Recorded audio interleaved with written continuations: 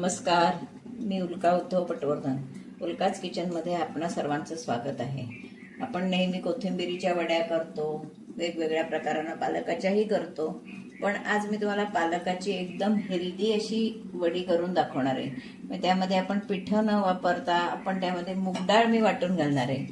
ही मी बारीक 1 वाटी मूग डाळ घेतली आणि त्याच्यात थोडीशी चणा डाळ घातली आहे आणि ती 3 तास भिजवून घेतली आहे. बघा छान आता भिजलेली आहे. आता पहिल्यांदा मी अशी जाडी अशी म्हणजे दरदरीत अशी वाटून घेणार आहे आणि मग त्यानंतर तुम्हाला पुढची कृती दाखवते. आता दाखवते तुम्हाला वाटून.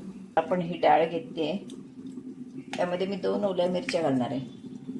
मिरची हे आपल्या आवडीनुसार घालायची. थोडं मी लाल तिखट पण घालणार आहे, पण हे आधी आता मी थोडं जाडं भरडं असं वाटून घेते, त्याच्यात पाणी घालणार नाहीये. आता आपण हे जाडं भरडं वाटून घेतलं. आता हे आपण सगळं मिक्स करणार, मी दाखवते आता तुम्हाला. आता हे सगळं काढून घेऊया. पालक घेतलाय बारीक चिरून, अर्धी जुडी घेतली आहे मी, अख्खी जुडी घेतली नाहीये, कारण आपल्याला थोड्याच वड्या करायच्या आहेत, त्याच्यामुळे मी अख्खी जुडी न घेता अर्धी जुडी घेतली. त्यामध्ये आता हे मी वाटलेलं घालणार आहे.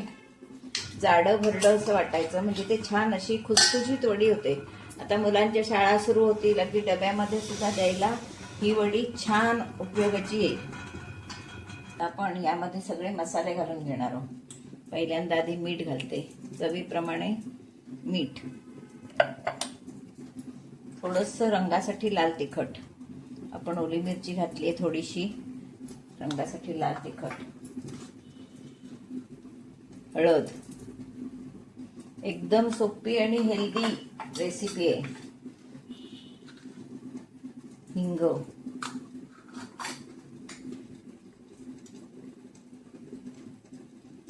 जिऱ्याची पावडर,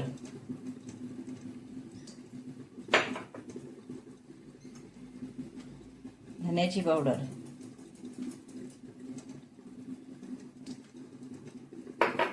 थोडीशी आमचूर पावडर, चव येण्यासाठी, एकदम अशी चटपटीत होण्यासाठी म्हणून आमचूर पावडर. त्यानंतर आपण हे तीळ घालणार आहोत. पांढरे तीळ दाताखाली छान मिळतात आणि चांगले लागतात. तीळ घातलेत. भरपूर कोथिंबीर घालायची आहे, चिरलेली कोथिंबीर.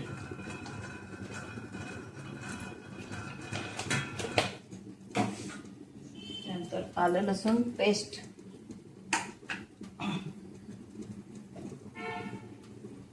आलं लसूण पेस्ट घातली आहे, त्याचा पण एक छान स्वाद येतो. सगळं जिन्नस घालून झालेले आहेत. त्याच्यात थोडंसं मी तेल टाकणार आहे, चमचाभर तेल टाकलंय. हे इकडे डबा सुद्धा आपण तेलानं ग्रीस करून घेणार आहोत. एका बाजूला मी पाणी उकळत ठेवलंय, इथे मी पाणी उकळत ठेवलंय. हे डब्याला आपण ग्रीस करून घेणार आहे आणि आता हे सगळं पीठ मी एकजीव करणार आहे.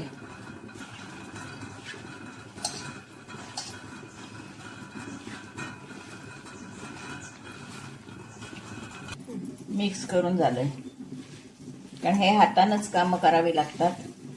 हे पण जर चमच्यानं ढवळायचं म्हटलं तर नाही होत. आता हे मला थोडं जास्त वाटतंय, मी एका डब्यात लावते आणि दुसऱ्या भांड्यात लावते. तर मी थोडासा इनो घालणार आहे. आपली वडी ही हलकी फुलकी व्हायला हवी आहे. तर मी चमचा त्याच्यात इनो घालते. तो डायल्यूट होण्यासाठी म्हणून आपण अगदी पाव चमचा पाणी घालणार आहोत.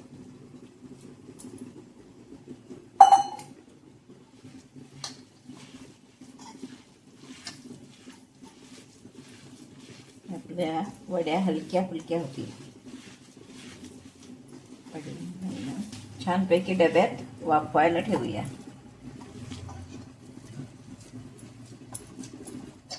अति जाड पण करायचं नाही आणि अति पातळ पण करायचं नाहीये.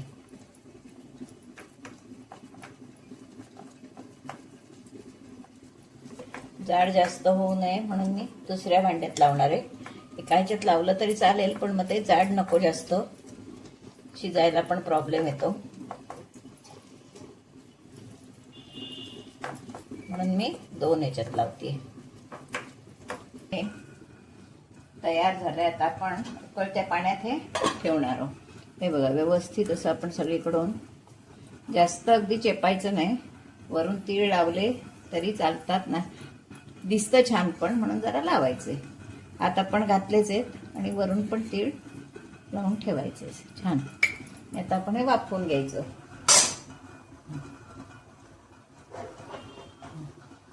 मला थोडं पाणी कमी वाटतंय म्हणून पाणी घालून ठेवते.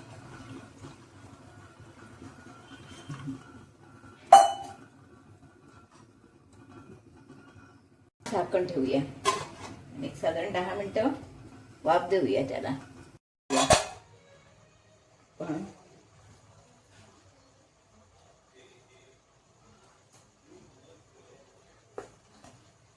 बघा, आपली सुरी नितळ येते म्हणजे आपली वडी शिजलेली आहे. तर आपण हे घालवून टाकायचं. आपण या कडा सोडवून घेऊया आणि डिशमध्ये काढून घेऊया. पण याचे छानपैकी तुकडे करूया. किती सुंदर झालंय बघा. हे आपण अशाच खाऊ शकतो, शॅलो फ्राय करू शकतो, डीप फ्राय करू शकतो.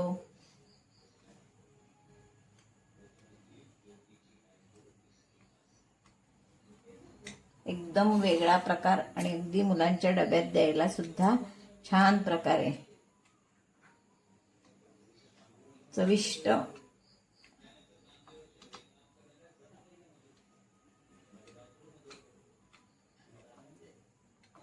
ज्यांना तेल खायचं नसेल ते असेचही खाऊ शकतात. तेव्हा किती सुंदर अशी, बघा, आतपर्यंत हलकी फुलकी पोकळ अशी वडी झालेली आहे. एकदम मस्त अशी वडी झाली आपली. तर आपण ती सेट करूया. आपली ही पालकाची वेगळ्या प्रकारानं केलेली वडी खाण्यासाठी तयार आहे. एकदम खुसखुशीत अशी ही वडी मी तुम्हाला तोडूनही दाखवली आणि करायला एकदम सोपी आहे. कोणीही अगदी नवशिकं असेल तरी सुद्धा करू शकेल.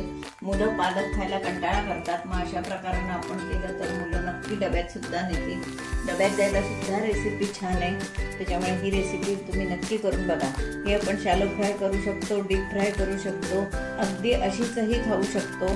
त्याच्यामुळे ही रेसिपी छान आहे. एकदम हेल्दी रेसिपी आहे. लहानांपासून मोठ्यापर्यंत कोणालाही चालणार आहे. तर नक्की करून बघा आणि आवडली तर लाईक, शेअर, सबस्क्राईब करायला विसरू नका. धन्यवाद.